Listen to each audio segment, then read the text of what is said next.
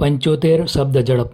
આરોપી સામે આંક 7થી ભારતીય દંડ સંહિતાની કલમ 363, 366, 376(2) તથા જાતીય ગુનાઓ સામે બાળકોને રક્ષણ આપતા અધિનિયમ 2012ની કલમ 4, 6, 8, 10 તથા 12 મુજબના શિક્ષાને પાત્ર ગુનાનું તહોમતનામું ફરમાવવામાં આવેલ છે.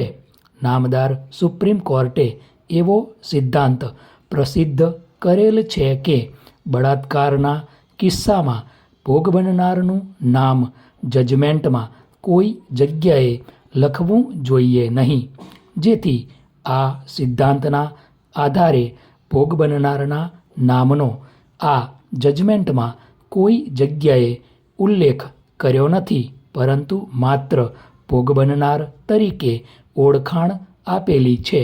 ફકરો. કેસની ટૂંકમાં વિગત જોવામાં આવે તો આ બનાવ અંગેની પ્રથમ માહિતી ફરિયાદી ભોગ બનનારની માતાએ તારીખ 22/10/2018ના રોજ પોલીસ સ્ટેશનમાં જાહેર કરેલી. તે મુજબ તેમની દીકરી ભોગ બનનાર ધોરણ 9માં અભ્યાસ કરતી હતી. તે વખતે ભોગ બનનારની સ્કૂલના રસ્તા ઉપર ઊભો રહીને આરોપી તેજસ મોદી તેણીને હેરાન કરતો હોવાનું જાણવા મળેલું, જેથી ભોગ બનનારની સ્કૂલ બદલાવી નાખી હતી. ત્યારબાદ પણ આરોપી તેજસ મોદી ભોગ બનનારને લલચાવી ફોસલાવીને ભગાડી લઈ ગયેલ, જેથી આ અંગે આરોપીના મા બાપને જાણ કરેલી. તે બાદ 3 દિવસ પછી ભોગ બનનાર મળી આવી હતી. આરોપી તેજસ મોદી ફરિયાદીની દીકરી ભોગ બનનારનો પીછો છોડતો ન હતો.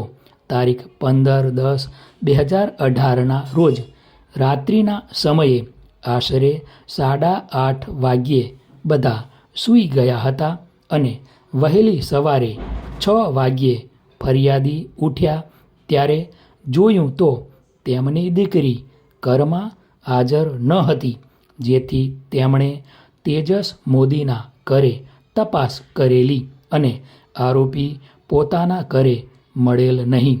આથી આરોપી વિરુદ્ધ ફરિયાદ નોંધાવેલી. ફકરો. આ ગુનાની પ્રથમ માહિતી મળતા પોલીસે ગુનો નોંધી તપાસ હાથ ધરી હતી. તપાસ દરમિયાન આરોપી અને ભોગ બનનાર મળી આવેલા. તે બંનેની મેડિકલ તપાસ કરાવેલી.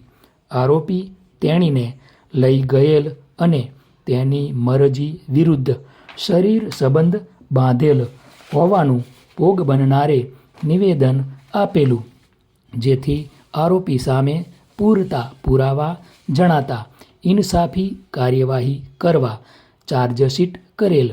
ત્યારબાદ ક્રિમિનલ પ્રોસિજર કોડની કલમ 313 મુજબ આરોપીનું વિશેષ નિવેદન નોંધવામાં આવેલ, જેમાં આરોપીએ પુરાવાનો ઇનકાર કરતો જવાબ આપી જણાવ્યું છે કે હું નિર્દોષ છું, મારી સામે ખોટો કેસ કરેલ છે, તેમજ તેઓ સોગંદ ઉપર જુબાની આપવા માગતા નથી કે બચાવમાં સાક્ષી તપાસવા માગતા નથી તેવું જાહેર કરેલ છે.